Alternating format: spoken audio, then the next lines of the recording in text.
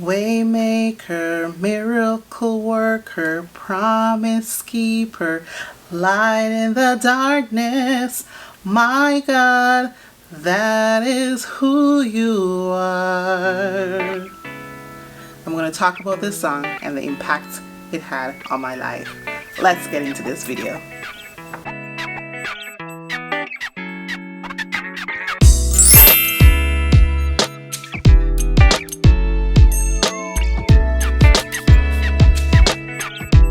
Hey guys, welcome back to my channel. This is your girl Nicole, your self-proclaimed life encourager, where my mission in life is to inspire, assist, and encourage you to become the best version of you. If this is the first time to my channel, welcome. And to my everyday subscribers, welcome back. So today's video is going to be a little bit different. I'm going to walk through that song.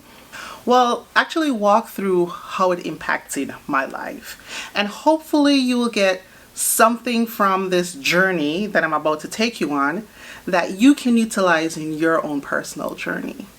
Because life is a journey. It certainly is. So let's get into this video. So picture this. It is 2019 and I'm trying my best. So January 2019, and I'm trying my best to forget what happened in December 2018. Now I've talked a little bit about it in my other videos about what took place in 2018, but I was actually trying to forget what happened in the last 4 years of my life. You guys talk about 2020, let's exit out, let's let's get rid of 2020.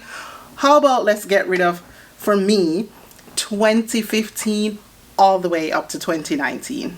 Just exit out of my life. That's how I felt in 2019. Let me try and forget it.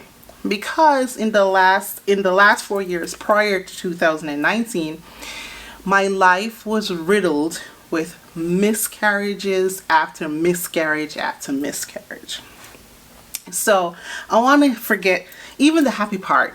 I want to forget the exciting moments that I was pregnant, the morning sickness, the out of breath when walking up the stairs, the swollen feet, and I particularly want to forget this. I want to forget the words the doctor said to me, not once, not twice, but 3 times.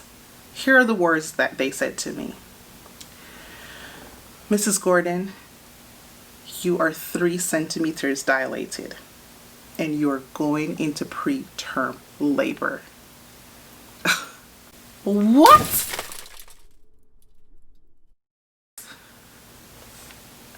I heard those words at 16 weeks pregnant, at 20 weeks and 5 days pregnant, and at 21 weeks and 6 days pregnant. I heard those words. I want to forget the shock on my husband's face when he heard those words. I want to forget the shock and the pain in his eyes when I gave birth to our second child. That was the most painful out of all 3. They were all painful, but that one, painful. I want to forget the tears in my family who were around me during this traumatic time. Again, exit out from 2015 to 2019. Just exit out. 2020, much better year. Trust me. But anyways, in 2019, the beginning of 2019 was the year I decided that either, and hear me out on this, either I was going to live or die mentally and spiritually. You know that we could be alive. Our body is here, but we're not here mentally and spiritually. And I decided that, no sir, I'm going to live.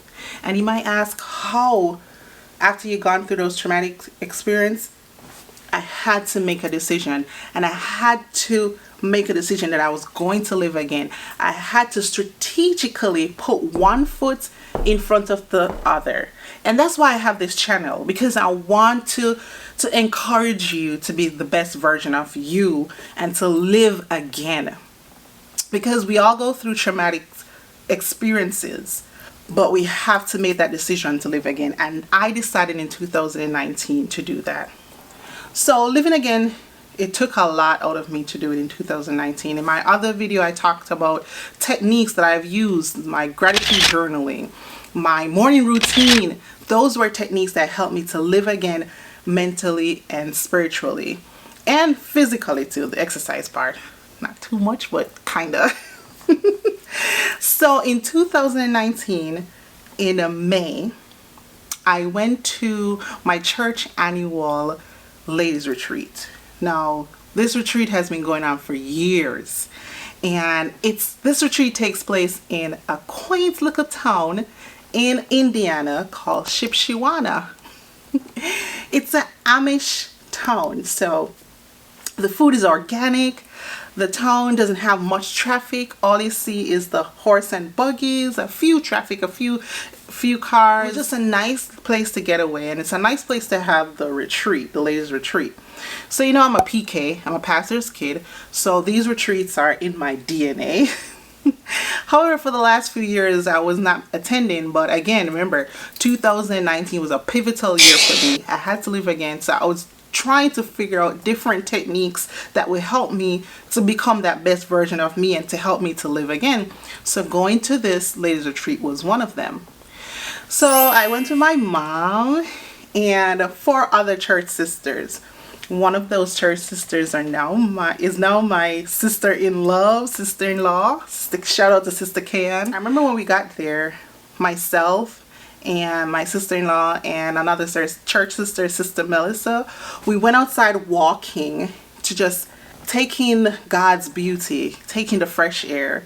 And the next day we went exercising. I was struggling with exercising, but I went. And the morning of the next day, after we exercised and we got ready to go to the church service, it was like a mini church reunion, you know, because there are ladies from all over the area, from Indiana, Michigan, Illinois, and Ohio that gathered here to this retreat. So it was like a mini church reunion, saying hi and everything to everybody. So we got our seats right smack in the front of the stage. So we started praise and worship, and we were singing and worshiping the first 2 songs. And I remember standing and worshiping, and to be honest, I don't remember those songs. But song number 3, I remembered it because it was that song. It was Waymaker, Miracle Worker, Promise Keeper, Light in the Darkness. My God, that is who you are. When they start to sing that song and those words, I literally froze. I stood standstill, looking dead on to the lady who was playing the piano, which was beautiful, and singing, and I froze. I could not sing those words. I could not worship, because at that time, May 2019, I did not believe those words. To me, if you're singing a worship song, you should sing it with meaning. You shouldn't just sing a song just to sing. What is it coming out of your mouth? Do you really believe what's coming out of your mouth? So I was frozen. I literally sat down in my seat, and all around me were about 70 ladies worshiping and singing that song, saying, yes, he's my way maker, he's my miracle worker, he's my promise keeper. But on that day, May 2019, he didn't appear to me like that. God didn't appear to me like a way maker, because I'm here without my children. God didn't appear to me as a miracle worker. Where was he when I was laying in the bed, 20 weeks pregnant, and I'm going into labor, and my baby is not about to survive? Where are you, God? That was what I was thinking. And I remember my two third sisters, Sister Kian and Sister Melissa. They came on either side of me and they held my hands and they continued to worship and sing the song. It's like they were doing it for me. They were saying, God, let her see that you are a way maker. Let her see that you're a miracle worker.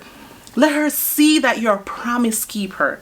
They were singing it and worshiping. I mean, they held onto my hand, they hold onto my shoulders, and they were just worshiping for me. And I was still sitting dead stone looking with tears running down my eyes because I couldn't think or didn't think that God was that for me at that time.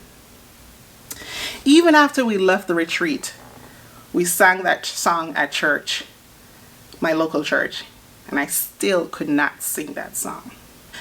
However, over time, spending time with God, showing up in my morning routine, my first 20 minutes of prayer and devotion, that's my routine. That's a technique that I've used.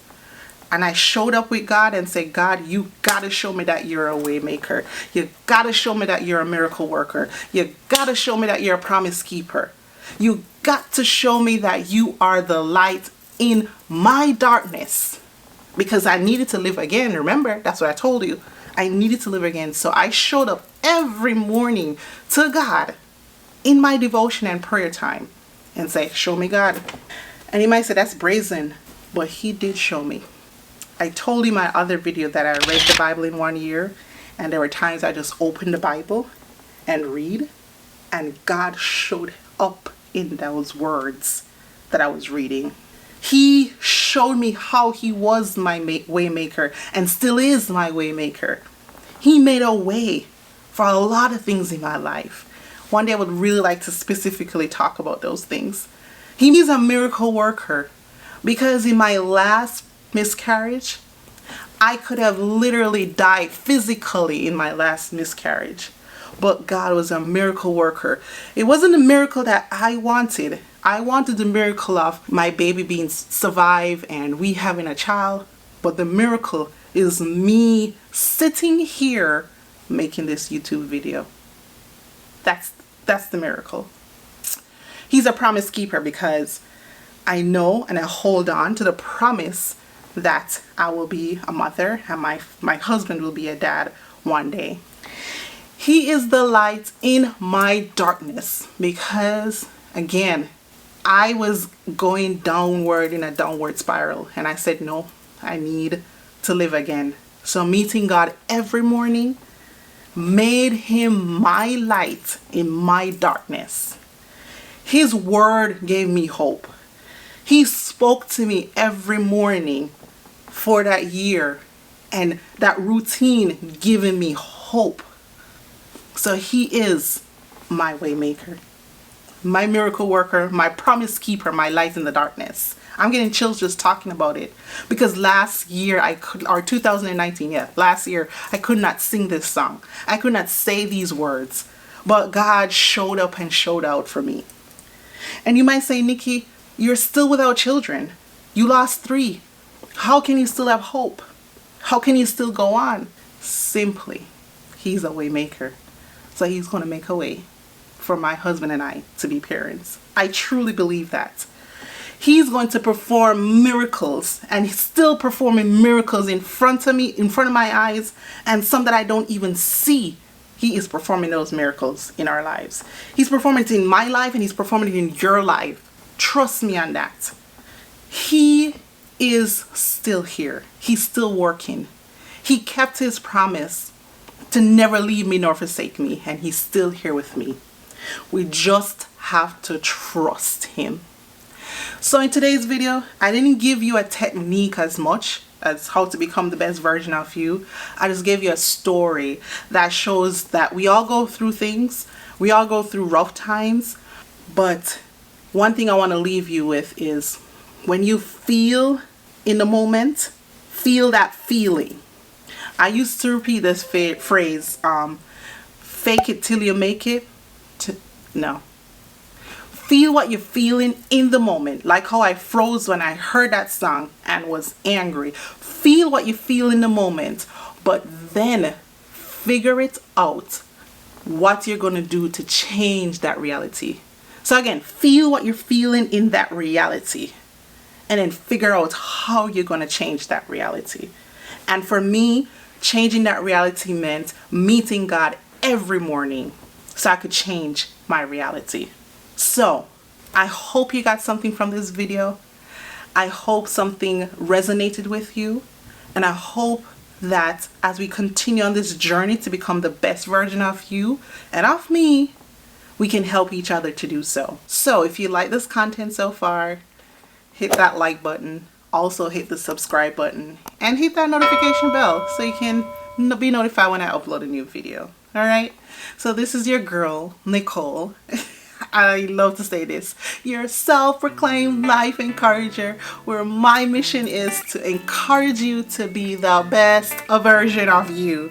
We all can be best version of ourselves. And again, your best version is different from my best version, different from my friend's best version, different from your mama, your papa, your cousin, Pookie, their best version. We all have our own best version. So we're going to work together to become the best version of ourselves. All right, guys, have a good one. See you in the next video.